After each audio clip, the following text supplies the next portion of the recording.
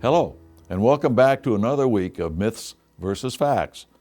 This week I will be discussing more on Young America and its influence. As of last week, I discussed how Young America served as a front organization for the Carbonari, which had very radical leadership. I stated that Young America's mission was to use the United States as the base with which to conquer the world into a one-world international government, a new world order, using the slogan, Manifest Destiny. In order to conquer the world, it would mean acquiring new territories. A key target of immediate expansion was Cuba, a possession of Spain at the time. One of the initiatives of this expansionist plan was the Ostend Manifesto. The 1854 manifesto called for the purchase of Cuba from Spain, and if Spain refused, to use force to seize Cuba, causing a firestorm amongst European governments since it called for the takeover of Spanish territory. The Ostend Manifesto is named after Ostend, Belgium, the town where the manifesto was drawn up by 3 of our European ambassadors in league with other Young America members. The 3 ambassadors were Young America members Pierre Soulé to Spain and John Y. Mason to France, and finally James Buchanan, whom we discussed last week. If the United States could invade Cuba, then whose territory in the Americas would be next? August Belmont was apparently one of the first to propose the Cuban scheme to Buchanan.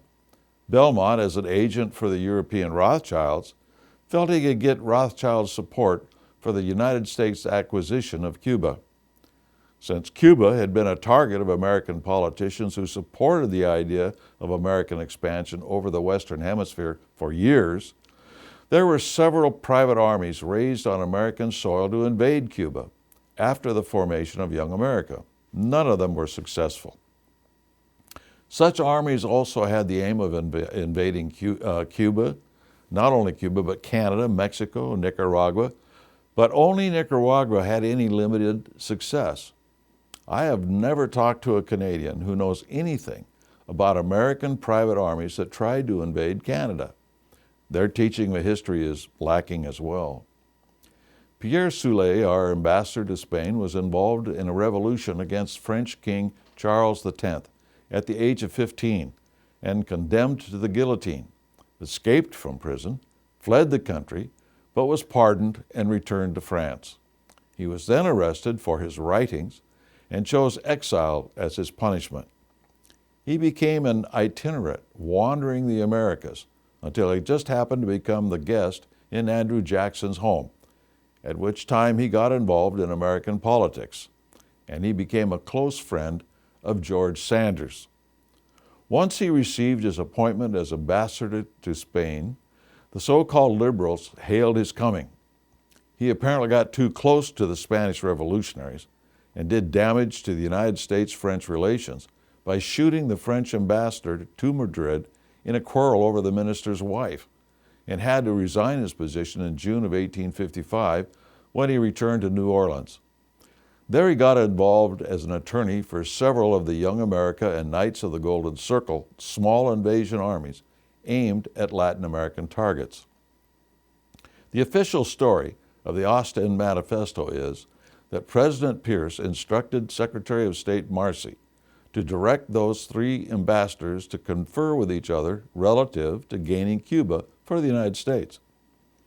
The New York Herald of June 10, 1852, reported that Franklin Pierce was a discreet representative of Young America. Pierce had a bad habit of sending some of the worst people as our representatives abroad, Sanders and Soulé being only 2 examples. It was Daniel Sickles who carried the message to Europe of what became the Manifesto. Sickles would later murder the son of the composer of the Star-Spangled Banner and got off scot-free. Sickles worked with Sanders, carrying messages between the communist and Carbonari revolutionary leaders in England to the continent. Legation franking, which is the ability to send mail by one's signature rather than by post, was used to get the messages past the various authorities until they were caught in the act by the French police. Messages from official legations are immune from search, and the laws in the various countries where foreign governments had legations, consulates, and embassy. It was a diplomatic courtesy. The Americans in London who were working with George Sanders used this ability to allow communist revolutionaries to communicate with one another and got caught at it. Sickles was a friend of August Belmont, and the two of them met in the resort town of Ostend and came forth with a manifesto that was nothing more than the manifest destiny agenda of Young America. The three ambassadors agreed, and the Ostend Manifesto became history. Now, this is not how I was taught about the Ostend Manifesto when I was in school. The entire fiasco and the people involved in it and much more of their backgrounds and activities are in my book. You will just shake your head when you read it. The only real but temporary success of any Young America expedition was in the state of Nicaragua. Here, a small army led by William Walker took control of the country until he was ultimately stopped and executed. The story is rather long to relate here, other than to say that it not only did the expansionist plans of Young America collide with the robber baron plans of Vanderbilt, they collided with the ambitions of the English government. William Walker is another American who had studied at Göttingen University in Germany and had been editor of which declared its willingness to lay ourselves open to the accusation of radicalism, Jacobinism, agrarianism, and other names. Such was the leader of several small armies that invaded our southern neighbors, William Walker. The entire story of Walker and how he fit into Young America and expansionist initiatives is contained in my book. It involves not only Young America, but the Knights of the Golden Circle, key members of the United States government at the time, and a host of Manifest Destiny adherents.